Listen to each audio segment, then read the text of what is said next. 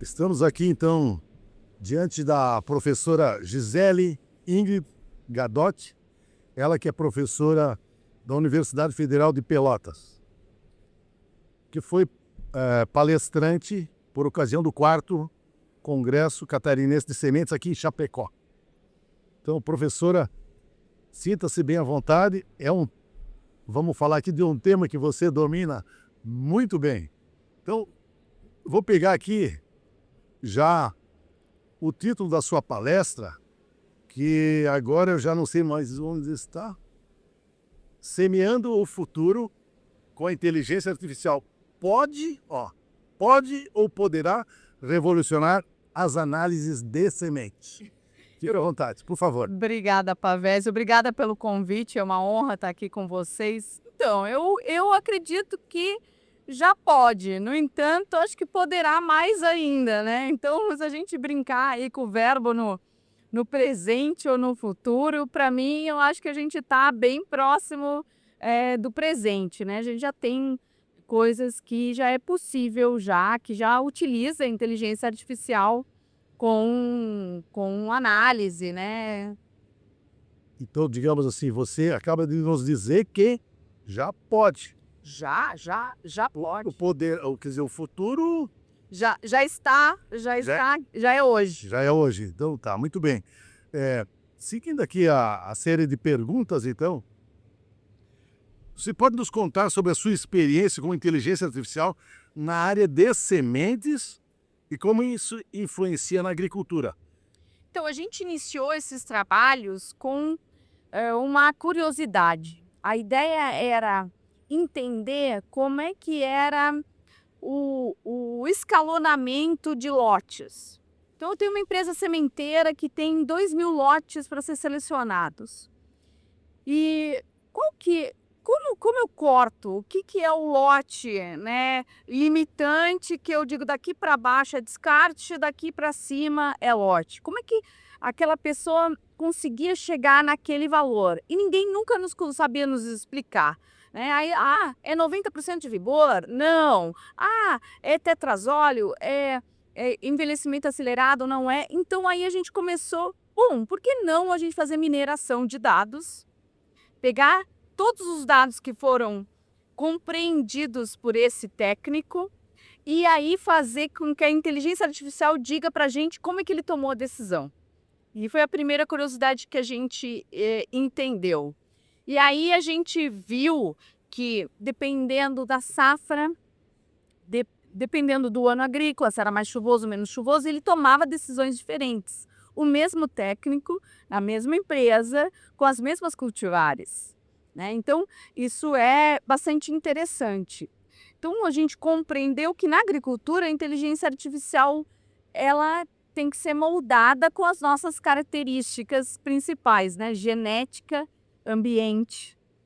Isso não pode ser largado de mão, né? Mas, com certeza, ela está na nossa agricultura já nesse momento. Muito bem. Você falou, eu vou pensar uma palavra. O que é mineração de dados? Então, mineração de dados é uma das técnicas da inteligência artificial. A gente fala inteligência artificial, mas a inteligência artificial é uma coisa, é um ideal, né? É dizer que uma máquina vai mimetizar, uma máquina vai ter um raciocínio humano, né? Mas o princípio básico está na matemática disso. Vou colocar essa matemática entre parênteses, que é a mineração de dados. Então, na mineração de dados, o que a gente minerar mesmo? A gente vai buscar nesses dados informação.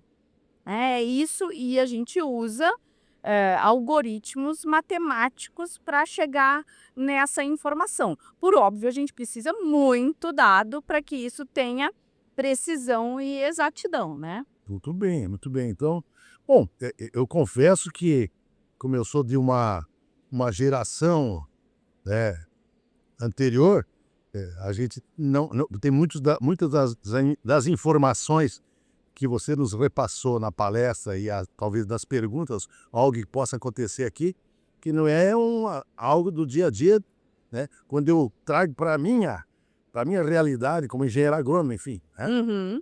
Tá? Então vamos lá. A importância Como a mineração de dados é aplicada na área de sementes, você já praticamente esmiuçou. Sim, mas a ideia é exatamente essa, né?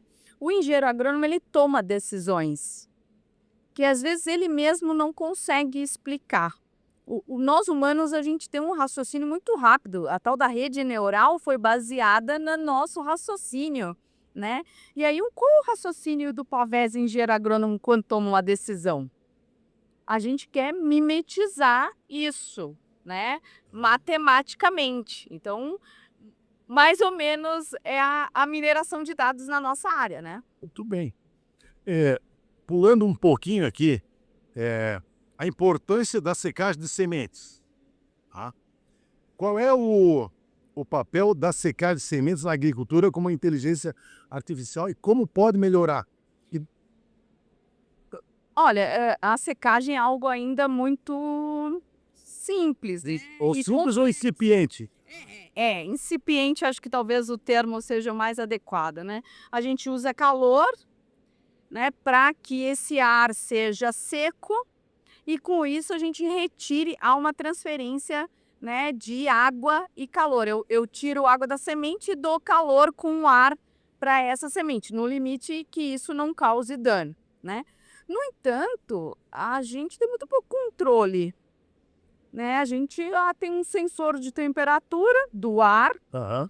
a gente tem uma umidade da semente só depois no final. Então, qual que é a provocação na secagem? Será que a gente não pode, né, chegar num patamar diferente da secagem na hora que a gente tiver inteligência artificial trabalhando com ela? Né?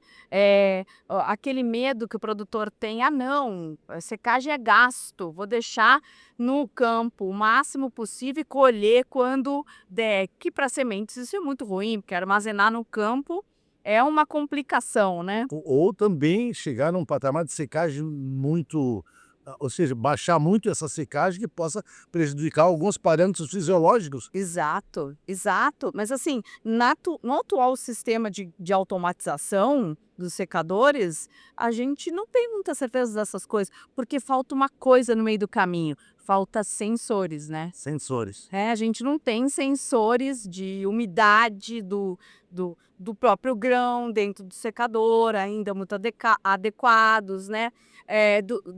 Entender a semente como se dentro dessa máquina, isso a gente não tem. Então, isso é uma outra. Como é que a gente vai chegar na inteligência artificial se a gente não tem dado? Né? A gente vai pegar aquela planilha que toda hora o secadorista dá para a gente, mas nesse momento a gente pega a planilha e não faz nada com ela. Né? Então, talvez iniciar com esse dado que já existe para tentar compreender como é que a secagem na minha unidade já é uma grande coisa. É uma mineração de dados mais, vamos assim, mais simplória, né? Inicial, né? Então, isso é uma provocação, como outras áreas do beneficiamento, né? Porque aqui a gente focou muito em análise porque está mais em voga e está mais atual, já tem coisas, né, para análise. Ou seja, já tem uma exploração, ou seja, um trabalho em cima disso, e até porque estamos dentro de um congresso de sementes. Né? Exato. Muito bem. Professora Ingrid, vamos dar um pulo lá para dentro já estamos lá dentro da estrutura da UBS, coisa do tipo, ou na entrada. Vamos falar de teste de tetrazóleo, pode ser? Pode. Aí vamos ver. Você pode explicar como um teste de tetrazóleo é apoiado pela inteligência artificial? Então, o teste de tetrazóleo, para mim, é um dos testes mais difíceis para as analistas, né? Para os analistas. Porque você tem que ter um conhecimento técnico muito grande. E ele tem muitas classes, muitas denominações. Outra coisa que o teste de tetrazóleo, ele tem um tempo para colorir e tal, e depois tem um tempo da análise. E tem que ser muito rápida essa tomada de decisão do analista. Então, imagine que se a gente pudesse ter uma máquina que lesse, né, esse tetrazóleo e o analista só dissesse, tá correto, não, esse aqui tá mal classificado, vem para cá, ele otimizaria, pensando numa pré-colheita, como a gente poderia fazer muito mais análises no mesmo dia com o mesmo analista. A gente otimizaria o trabalho desse trabalhador, dessa trabalhadora, né? E com mais eficiência, porque, em tese, uma pessoa, quando inicia o seu turno de trabalho, ele tem uma visão, a visão dele está clara e tal. Quando ele chega no final do turno de trabalho, a visão dele já está cansada. Sim. Ele já vai causar mais, Exato. né? Então, a gente teria um olho artificial perfeito, né, fazendo essa análise e a decisão humana, o critério humano para tomar a decisão final, né? Então seria perfeito isso, né? Porque, assim, na realidade, o teste de tetrazóleo, quando ele está no grão, ou nada mais é do que ou mancha, ou colore mais ou menos, diria assim, de um ponto de vista prático, né? Sim, sim, sim. E daí, então, que a inteligência artificial entraria para classificar ou para dizer, ó, aqui... Sabe aquela dúvida, isso aqui é 3 ou é 3R? Né? O dano tá no embrião ou tá no eixo? Ah, Né? A que ponto do eixo embrionário está o dano? Então, em tese, isso teria uma lupa, né? Um olhar bem pesado nisso. E aí depois o analista sempre, a inteligência artificial não tem o intuito de terminar com esse profissional, não é o objetivo. A gente quer potencializar o trabalho desse profissional. Porque se a gente não tiver esse profissional, a inteligência artificial vai ser enviesada. sim. Você tocou num ponto importante, porque o que a gente ouve no dia a dia, comumente, é assim, ó, mas a inteligência artificial vai substituir o advogado, vai substituir o contabilista, enfim. Então, aqui, para análise de semente também não tem esse... Não, eu não consigo pensar em algo que não tenha um humano que vá dar o checagem final, porque querendo ou não, se o senhor fazer uma brincadeira com o ChatGPT hoje, fazer uma pergunta agronômica, agrícola ou pecuária ou agropecuária para o ChatGPT, ele te responde algo que não é totalmente verdadeiro. Alguém técnico vai achar bem raso a resposta. Ele responde, mas é muito raso. Por quê? Porque quem fez aquele banco de dados não é um profissional da área. Então, está enviesado. Então, a gente sempre vai ter alguém, tá? E eu acredito que para um advogado, mesmo que se faça uma petição, ele vai ler e vai dar o olhar dele, a fala dele. E a mesma coisa um contador, porque querendo ou não, eu não acredito que uma inteligência artificial vai saber de todo o arcabouço fiscal brasileiro. Brincadeira, né? Mas eu acho que sempre vai ter algo novo e vai ter que melhorar. Vai ter que ter sempre um profissional junto. Você está dentro da universidade, vive o dia a dia do universitário, ou seja, na academia, né? A pergunta é, quais são os principais desafios que você vê ou que encontra no seu dia a dia, na implementação do IA, voltada à semente, por exemplo? Bom, a gente tem a problemática do banco de dados, né? É uma coisa que eu não disse só aqui, eu disse já em outros congressos, que a gente precisa se unir como área sementeira, como associação, ou, enfim, para a gente fazer um banco de dados grande mesmo, completo, e que não seja enviesado para que esses algoritmos estejam mais corretos. Outra coisa que a gente precisa é que os profissionais da área tenham o mínimo de entendimento nisso. Que a gente consiga, eu acho que já nessa palestra, eu acho que o público já tinha um pouco de conhecimento, mas a primeira vez que a gente falou isso aberto ao público era, não sei o que você está falando, é algo assim, é muito longe. Agora não, né? O ChatGPT, aí o Google, a própria pandemia, né, fez a gente estar mais digitalizado, assim, então isso acho que está mais próximo. Você está querendo, aliás, desculpa, você nos disse então que com a implementação do IA vai ser uma enorme uma ferramenta, inclusive para tomada de decisão também. Sim, essa é a ideia. Você vai ter dados, esses dados vão te dar um conhecimento e ficar ele engavetado não tem sentido. Qual que é a ideia? A ideia é que esse conhecimento gere tomada de decisão mais assertiva para o produtor, para o sementeiro, para que seja quem for. Ele vai ter um suporte para aquela decisão dele. Professora, uma ocasião, vou contar aqui rapidinho um fato. Eu assisti uma palestra sobre IA. E a palestrante disse assim: eu sou um cidadão de 77,2, melhor. Né? Ela disse bem assim: ó, vocês aí do cabelo branco, e aí é o seguinte, o conselho que eu vos dou: não tem volta, IA. Ou seja, absorvam, vão mais devagar, vão tentando aprender, enfim. Que consideração você tem em relação a isso? Isso é uma coisa que ficou gravada em mim. Né, Né? mas assim, Pavese, vamos lá, né? A tecnologia é algo que assusta, né? Mas Sim, né? mas vou lhe dizer uma coisa: quando você pegou um carro automático, é legal trocar a marcha, ouvir o motor e tal, mas o carro automático também é possível de usar. Então, a tecnologia ela, ela é para qualquer um. Talvez uns vão usar a ferramenta, outros vão fazer a ferramenta. O senhor vai ser um usuário da ferramenta, como o senhor usa um carro com câmbio automático, como tu usas o celular hoje em dia. Que não deixa de ser uma modernidade. Exatamente, eu acho que é uma... E a gente tem que fazer essas ferramentas serem amigáveis para quem é usuário, não importa quem. Professora Gisele, para encerrarmos aqui essa excelente conversa aqui,